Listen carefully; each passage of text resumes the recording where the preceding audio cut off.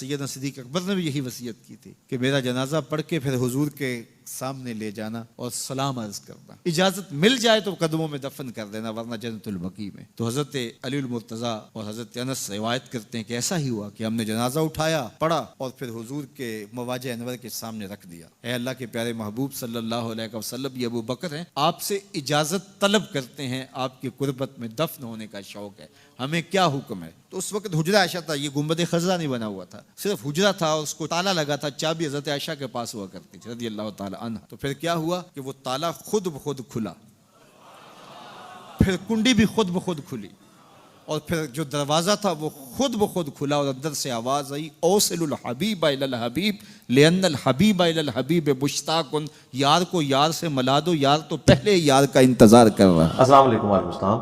سر میرا سوال یہ ہے کہ حضرت بابا داتا حجویری صاحب کے دربار شریف پر جانا چاہیے کہ نہیں؟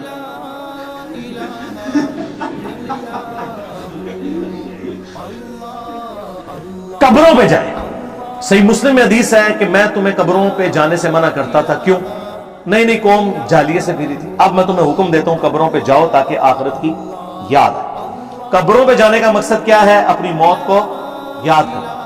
جس قبر پہ جانے سے آخرت یاد آئے اس پہ جانا سنت ہے، اور جس قبر پہ جانے سے آپ کی جیبیں کٹ جائیں، عورتیں اغوا ہو جائیں، ساری بے حیا عورتوں کی اماجگاہ وہ بنی ہوئی ہو، سارے ڈھول ڈھمکوں کا وہ مرکز ہو، سارے شہر کے پوڈری چرسی نشاور لوگ وہاں پہ بیٹھتے ہوں، تو دربار تو چھوڑ دیں، وہ مسجد بھی ہو تو ایسی مسجد کی طرف بھی آپ رخ نہ کریں۔ نبی اسلام کی نافرمانی کے کام جہاں پہ ہوتے ہوں۔ سن ابی داؤد میں حدیث موجود ہے، ایک صحابی نے کہا کہ میں نے منت مانی ہے کہ مقام بوانا پہ میں اونٹ قربان کروں گا، بعض روایتوں میں ایسو ہوں۔ آپ نے فرمایا کہیں زمانے جاہلیت میں وہاں میلہ تو نہیں لگتا تھا، یا اس زمانے میں کہیں بتوں کی پوجا تو نہیں ہوتی تھی؟ یار اس زمانے میں ہوتی تھی تو کیا فرق پڑتا ہے، اب تو نہیں ہو رہی، لیکن حضور نے کہا اگر پہلے بھی ہوتی تھی نا، اب یہ کام نہیں کرنا وہاں پہ، یہ نہ ہو لوگ کہ بزرگوں کی یاد تازہ ہو گئی ہے۔ تو جب انشور کیا تو پھر آپ نے فرمایا کہ ٹھیک ہے اب تم اپنی نظر پوری کرو، اور پھر آپ نے فرمایا اللہ کی نافرمانی کے کاموں میں نظر پوری نہ کرو، اور یہ حصہ تو صحیح مسلم میں موجود ہے، اور نہ کوئی ایسی نظر مانو جس کی تم طاقت نہیں رکھتے۔ لوگ نظر مان لیتے ہیں جناب او جی میں روزانہ 2 نفل پڑھوں گا، بعض لوگوں نے تو منت مانی ہوتی ہے میں پاس ہو گیا 1000 نفل پڑھا، 1000 زندگی نہیں تو پڑھے ہوں کی تو پڑھے گا۔ تو اس میں پھر صحیح مسلم شریف میں حدیث ہے کہ جو قسم کا کفارہ قرآن میں سورۃ المائدہ کی آیت نمبر 89 میں ہے وہی نظر کا کفارہ، تو نظر توڑ دے اور کفارہ ادا کر دے، یعنی ایک غلام آزاد کرے، آج کل تو ابسلیٹ ہے، 10 مسکینوں کو کھانا کھلائے یا ان کو کپڑا لے دے، اور اگر غریب ہے تو 3 روزے رکھ لے، سورۃ المائدہ آیت نمبر 89۔ اور دربار کے بارے سے سن لیں، صحیح مسلم میں حدیث ہے میں تمہیں منع کرتا ہوں قبروں کو پکا کرنے سے، ان پہ عمارتیں بنانے سے، اور ان پر بیٹھنے سے۔ ڈائریکٹ قبر پہ بیٹھنا بھی منع ہے، مجاور بن کے بھی بیٹھنا منع ہے۔ نبی علیہ السلام کی نافرمانی پہ جو جگہ بنائی جائیں وہاں پہ آپ نے جا کے کیا لینا ہے؟ جہاں پہ میرے نبی کی نافرمانی پہ قبریں بنائی گئی ہیں، اور ان کی آپ 2 نمبریاں دیکھیں، ہم انہیں کہتے ہیں کہ قبروں پہ، وہ کہتے ہیں جی یہ جو عمارت ہے یہ فوق ہوتی ہے اعلیٰ نہیں ہوتی۔ اے دیکھو کیسی کیسی کہانیاں کراتے ہیں۔ اب یہ آپ کو اردو میں تو سمجھ نہیں آ سکتا، عربی میں اور انگلش میں سمجھ آ سکتا۔ مثال کے طور پر اگر یہ بال پوائنٹ میں یوں رکھوں نا تو میں اسے کیا کہتا ہوں؟ The pen is upon the hand, میرے ہاتھ کے اوپر ہے، یہ بھی اوپر ہے اور یہ بھی اوپر ہے، اردو میں دونوں ہی اوپر ہیں، لیکن عربی میں اور انگلش میں فرق ہے۔ انگلش میں اسے کہتے ہیں اپون اور اسے کہتے ہیں آن، آن پر، عربی میں اسے کہتے ہیں فوق اور اسے کہتے ہیں اعلیٰ۔ تو وہ کہتے ہیں حدیث میں فوق کے الفاظ نہیں ہیں، اعلیٰ کے الفاظ ہیں، تو مراد یہ کہ قبر کے ایگزیکٹ اوپر کوئی بلڈنگ نہیں کھڑی کرنی چاہیے، یہ جو اوپر ڈوم ہے نا یہ تو اعلیٰ نہیں ہوتا، یہ فوق ہوتا۔ اس زمانے میں یہ کہانیاں ہی نہیں تھیں میرے بھائی، یہ کہانیاں آپ نے پھر، خیر میں نے اس کا مسئلہ حل کیا۔ ہمارے استاد غلام سعود سعیدی صاحب جو شیخ الحدیث تھے مفتی منیب الرحمان صاحب کے مدرسے میں، میری ان سے کافی لمبی گپ شپ ہوتی رہی، کراچی میں 2 دفعہ ملاقات بھی ہوئی۔ اور یہ 22 مارچ 2007 کی بات ہے، 2007 22 مارچ. تو میں اپنے آفس کے کام کے سلسلے میں کراچی گیا ہوا تھا. اگلے دن 23 مارچ تھی، تو 22 مارچ کو ہم بلوچستان تھے، تو پھر نکلے ہم ان سے ملاقات کو بھی ادھر ہی رکے. تو ان سے میری اس ٹاپک پہ ڈسکشن ہوئی. اس کے بعد فون پہ پھر میں نے ان کا فون نمبر لے لیا. فون پہ میں نے ایک دفعہ پوچھا کہ آپ قبروں میں عمارتوں کے حوالے، تو انہوں نے وہی بات کہانی کری، فوق اور اللہ. میں نے کہا اچھا، اس کا مطلب ہے کہ آپ یہ کہنا چاہ رہے ہیں کہ ایک قبر بنی ہوئی ہے، قبر کے ایگزیکٹ اوپر بلڈنگ نہ بنائی جائے، یعنی قبر کو بلڈنگ بنا کے اونچا کرتے کرتے اسے اگر آپ اونچا لے آئیں تو یہ منع. کہتے ہیں ہاں بالکل انجینئر صاحب یہ والی منع ہے. میں نے کہا جیسا کہ داتا دربار پہ جو مزار بنا ہوا ہے وہ ہے بیسمنٹ میں ہے، لیکن اس کے اوپر بلڈنگ بناتے ہوتے ہیں اسے فرسٹ فلور تک قبر کو اٹھا کے لے آئے ہیں، یہ والی منع ہے نا.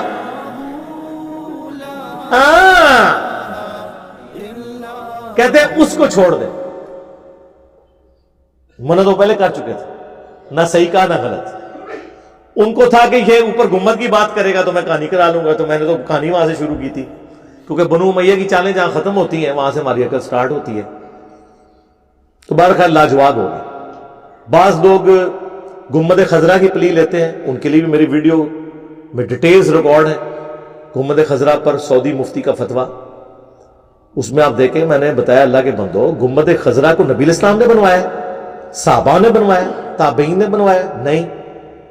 وہ کیسے بنا سکتے تھے جو مسلم شریف کی حدیث ہے قبروں پہ عمارتیں مت بناؤ؟ حالانکہ گنبد بنانے کی ٹیکنالوجی قبل از مسیح ہے. آیا صوفیہ جس کا بڑا ذکر استنبول میں ٹرکی میں ہو رہا ہے، یہ نبی الاسلام کی پیدائش سے بھی کئی سو سال پہلے کا بنا ہوا ہے، اور اس کا گنبد تو گنبد خضرا سے 10 گنا سے بھی زیادہ بڑا ہے.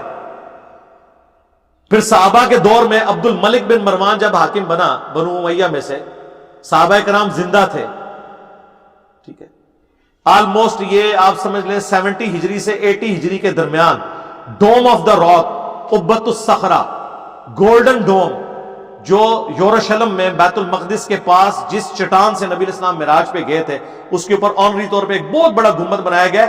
گنبد خضرا سے تو بہت بڑا ہے وہ تو صحابہ کے دور میں تعمیر ہوا ہے. انہی صحابہ نے رسول اللہ کی قبر پہ گنبد کیوں نہیں رکھ دیا؟ وہ تو سمپل حجرہ عائشہ ہی رہے. انہیں پتا تھا قبر رسول پہ یہ گنبد نہیں رکھا جا سکتا، نہ بنایا جا سکتا. یہ تو سر 7ویں صدی ہجری میں مدینہ شریف کی پوری جو اسلامک ہسٹری ہے اس پہ اتنی موٹی کتاب ہے، اردو میں آ چکی ہے، وفاء الوفا. علامہ سمہودی المتوفا 911 ہجری، اہل سنت میں بڑے مورخ ہیں، سارے مانتے ہیں ان کو. انہوں نے پوری مدینہ شریف کی ہسٹری لکھی ہے نبی الاسلام کے مبارک زمانے سے لے کے پورے 900 سال کی. اس میں انہوں نے لکھا ہے کہ 678 ہجری میں، یعنی نبی الاسلام کی وفات کے 650 سال بعد، ایک فاطمی بادشاہ تھا، یہ شیعہ کا ایک آف شوٹ ہے فاطمی فرقہ، اس نے یہ لکڑی کا گنبد منت مانی ہوئی تھی تو اس نے لا کے گنبد خضرا رکھ دیا حجرہ عائشہ. وہ گنبد ہٹا بھی دیں تو قبر رسول ننگی نہیں ہوتی، نیچے حجرہ عائشہ موجود ہے سلام اللہ علیہا. اور اس میں ساتھ لکھا ہوا ہے کہ جس شخص نے اسے مشورہ دیا تھا بعد میں وہ معذور ہو گیا، اور لوگوں نے کہا کہ اسے اپنے کارنامے کی سزا ملی ہے جو اس نے کیا ہے. اس وقت لوگ اسے برا سمجھتے تھے لیکن بعد میں وہ حصہ بن گیا. آپ کے ملک میں بھی کئی کام ہیں جو شروع میں برے سمجھے جاتے ہیں، بعد میں وہ چونکہ ایک پرانی ہو جاتا ہے تو وہ اولڈ از گولڈ بن جاتا ہے، حصہ بن جاتا ہے، کوئی اس کے خلاف بولنے کے لیے تیار ہی نہیں ہوتا. غلط معاملات ہیں وہ چل پڑتے ہیں. تو جو گنبد 650 سال بعد رکھا جائے اس کے نام کے اوپر لوگوں سے لڑنا، اور یہ جو گرین کلر ہے یہ تو 150-200 سال پہلے ہوا ہے. سلطنت عثمانیہ کے دور میں اس پہ سفید کلر تھا. میں نے بارہا مشورہ دیا ہے سعودیہ کی جو حکومت ہے، اگر ان میں جرت نہیں ہے نا اس گنبد کو ہٹانے کی، ایٹ لیسٹ اس کا رنگ تو سفید کرے نا. پہلے تو لوگوں کے دماغ سے یہ چیز نکلے نا کہ کوئی نبی الاسلام کے ساتھ اس کا تعلق نہیں ہے، لوگوں نے جوڑ دیا. اور پھر کہانیاں سنیں، وہ کہتے ہیں نہیں اس کا سایہ نہیں زمین پہ پڑتا. زمین تک سایہ پہنچ ہی نہیں سکتا کیونکہ وہ اوپر والے فلور میں ہے. اوپر والے فلور میں جو بھی چیز ہوتی ہے زمین تک تو اس کا سایہ آتا نہیں ہے، جبکہ اتنا بڑا فلور ہو، اوپر جائے اوپر سایہ نظر آئے گا. اس سے بڑی کہانی وہ کہتے ہیں جی گنبد خضرا کے اوپر سے کبھی کوئی کبوتر نہیں گزرا. اپنی گناہگار آنکھوں سے، ظاہر ہے آپ کے نزدیک تم نے گناہ ہی کیا یہ دیکھ کے، گنبد خضرا کے اوپر کبوتر بیٹھے ہوئے دیکھے ہیں، اور نہ صرف گنبد خضرا پہ بلکہ اس کی ہلکی سی جو ٹپ ہے لوہے کی جس پہ بیٹھنا بھی مشکل ہے، اس پہ میں نے کئی دفعہ جانوروں کو، پرندوں کو بیٹھے ہوئے دیکھا ہے. اور گنبد خضرا کو کچھ عرصے بعد کلر دوبارہ کیا جاتا ہے، فینٹ پڑ جاتا ہے دھوپ کی وجہ سے، اس پہ بیٹھے بھی ہوتی ہیں. غلاف کعبہ پہ بیٹھے یار میں نے خود کئی دفعہ صاف کی ہیں. اور ادھر کیا کہانی ہے، وہ پچھوں جی گھولاں دے گھول آندے نے، اینج کعبے لاندے نے، اینج ہو کے لنگ جاندے نے. کوئی ایسے نہیں ہوتا میرے بھائی، جتنی مرضی کہانیاں کرائیں آپ، تو میڈیا آپ دیکھ لیں. غلاف کعبہ چھوٹی چھوٹی کینچیوں سے کاٹ کے لوگ لے جاتے ہیں، کوئی اندھے نہیں ہوتے، بیٹھے اس میں پڑی ہوتی ہیں، صاف کرتے ہیں اور چھوڑ دیں ان کو. یہ جو سعودیہ کے جو پولیس والے چھوڑتے ہیں، جب غلاف کعبہ چڑھایا جا رہا ہوتا ہے بوٹوں سمیت کعبے کے اوپر نہیں چڑھے ہوتے تو انہوں نے فالج کیوں نہیں ڈگدا؟ جوتیاں دے لا لو. سب کہانی ہے، دنیا بقدر ایفرٹ اللہ نے رکھی ہے. اس طرح آپ دین کو نہ جوڑیں. گنبد خضرا کا نبی علیہ السلام سے یا آپ کی قبر مبارک سے کوئی لینا دینا نہیں، سوائے اس کے کہ لوگوں نے یہ کام کر دیا. اب آپ اس کو دین کا حصہ بنائیں گے. حجرہ عائشہ ٹھیک ہے، اور حجرہ عائشہ کی بھی بعض لوگ پلی لیتے ہیں کہ جی وہ نبی علیہ السلام کو پھر کیوں دفن کیا گیا؟ اگر بلڈنگ بنانا منع تھی تو بلڈنگ آپ کے دربار نہیں بنایا گیا. وہ جامع ترمذی میں حدیث ہے کہ اللہ تعالیٰ نبی کو وہاں پر موت دیتا ہے جو جگہ اس کے لیے پسند فرماتا ہے. اسی حدیث کے تحت حضرت ابوبکر نے کہا تھا کہ نبی علیہ السلام جہاں فوت ہوئے ہیں نا، آپ کی چارپائی کے نیچے آپ کی قبر کھودی جائے. ورنہ نبی علیہ السلام کی میت کے اوپر بھی اختلاف ہو گیا تھا کہ آپ کو دفنانا کہاں ہے، بیت المقدس میں یا بقیع غرقد میں. تو حضرت ابوبکر نے کہا کہ میں اس حدیث کے تحت سمجھتا ہوں کہ سب سے پسندیدہ جگہ جہاں آپ سے روح آپ کی پرواز کی ہے، اسی چارپائی کے نیچے آپ کی قبر کھودی جائے. اس لیے آپ کو وہاں پہ دفنایا گیا. وہاں آپ کا مزار نہیں بنایا گیا، حجرہ عائشہ میں دفنایا گیا. اور وہ عام جگہ تو ہے نہیں، ریاض الجنہ ہے، بخاری مسلم دونوں میں حدیث ہے، میرے گھر سے میرے ممبر تک جنت کے ٹکڑوں میں سے ایک ٹکڑا ہے جس پہ امام بخاری نے باب باندھا ہے، قبر رسول سے ممبر رسول جنت کا ٹکڑا ہے، یعنی رسول اللہ کی قبر مبارک جنت کے ٹکڑے میں. اور حضرت ابوبکر عمر کی قبریں بھی ساتھ بنی ہیں. ان کو ایک پروٹوکول مل گیا ہے، اور اس پروٹوکول کی وجہ سے ہر بندہ مزار بناتا پھرے. بالکل غلط ہے. وہ ان کی قبروں میں مزار نہیں بنے بلکہ حجرہ عائشہ میں ان کو دفن کیا گیا. وہ تو صحیح بخاری میں ڈیٹیل حدیث ہے، جو جب سیدنا عمر کو زخم لگے اور میدا کٹ گیا، جو کھاتے تھے میدے کے راستے نکل جاتا تھا، انہیں یقین ہو گیا اب میں نہیں بچوں گا، تو اپنے بیٹے عبداللہ ابن عمر کو اما عائشہ کے پاس بھیجا کہ جا کے اماں سے پوچھو کہ میں اپنے دو ساتھیوں کے ساتھ دفن ہونا چاہتا ہوں. اور دیکھنا یہ نہ کہنا کہ امیر المومنین نے بھیجا ہے، کہنا عمر بن خطاب عرض کرتا ہے I am no more امیر المومنین. کیونکہ اگر امیر المومنین کی بات کرتے تو پھر سیدہ عائشہ پہ حکم ماننا واجب ہو جاتا. وَأُولِي الْأَمْرِ مِنْكُمْ کے تحت قرآن میں اطیعوا اللہ وَأَطِیعُوا الرَّسُولَ وَأُولِي الْأَمْرِ مِنْكُمْ. اما عائشہ نے کہا جگہ میں نے اپنے لیے رکھی تھی، لیکن آج میں عمر کو اپنے پہ فوقیت دیتی ہوں. واپس آئے عبداللہ بن عمر نے جب بتایا، انہوں نے کہا واللہ میرے لیے دنیا میں اس سے بڑھ کے کوئی چیز نہیں تھی کہ میں رسول اللہ کے ساتھ دفن ہو جاؤں. جب میں مر جاؤں تو میری لاش کو دوبارہ لے جانا، پھر اما عائشہ سے اجازت لینا. ہو سکتا ہے ابھی میرے روپیے سے دے دیو، اگر دوبارہ اجازت دیں تو ٹھیک، ادروائز مجھے مسلمانوں کے قبرستان میں دفن کر دینا. سر آپ لیول دیکھیں تقوی کا.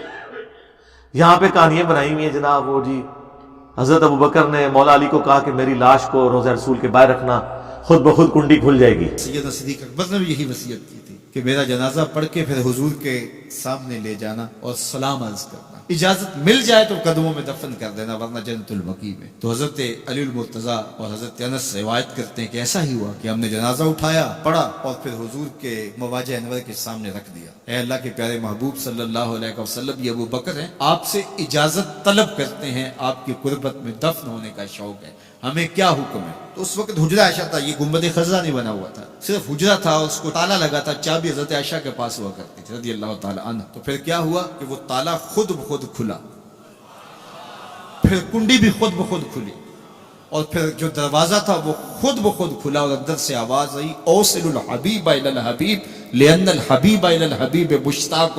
یار کو یار سے ملا دو، یار تو پہلے یار کا انتظار کر رہا. اور کہانی خدا دا نہ ڈرو. بریلوی بھی سناندے نے تے دیوبندی بھی سناندے نے. اور پھر کہتے ہیں جی وہ تو فلانے بزرگ نے بھی لکھا. او فلانا کہنا دے, فلانے نے لکھا ہے. جب ہم قرآن و سنت کے دلائل کی روشنی میں حضرت معاویہ رضی اللہ تعالیٰ عنہ, حضرت عمر بن عاص رضی اللہ تعالیٰ عنہ, حضرت مغیرہ ابن شعبہ رضی اللہ تعالیٰ عنہ سے اختلاف رائے رکھتے ہیں احترام کے دائرے میں, تو بابے تے شے کوئی نہیں, بابے دی تو اسلام دے فلانے بابے نے لکھا ہے.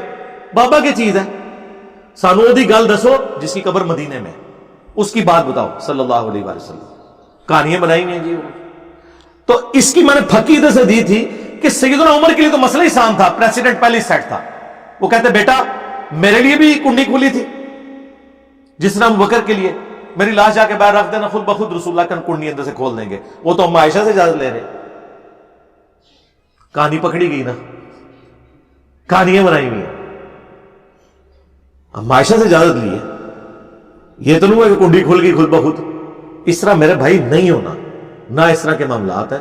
خدا کے لیے اللہ سے ڈر جائیں, وہ باتیں آپ منسوب نہ کریں کہ بعد میں آپ کو ڈیفینڈ کرنا مشکل ہو جائے. نبی علیہ السلام کی قبروں کے بارے میں احکام بڑے سٹرکٹ ہیں.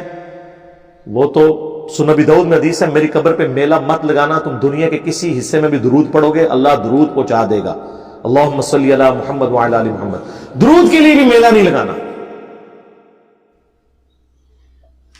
ٹھیک ہے سعادت ہے قبر رسول پہ حاضر ہوں, وہ 4 کتابوں میں موجود ہے صحیح سند سے, المصنف ابن ابی شیبہ میں, سنن کبریٰ البیہقی کے اندر, فضل الصلاۃ علی النبی کے اندر, اور الموطا امام مالک میں.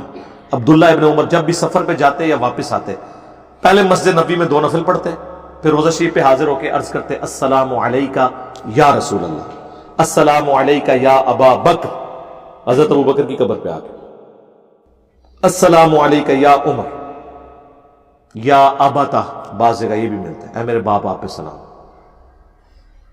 سنن ابی داؤد میں ایک حدیث ہے کہ جب کوئی تم میں سے مجھ پہ سلام عرض کرے گا, اور امام داؤد نے اسے قبر رسول قبر والے چیپٹر میں لے گئے ہیں, اللہ میری روح لوٹا دے گا, میں اس کے سلام کا جواب بھی دوں گا.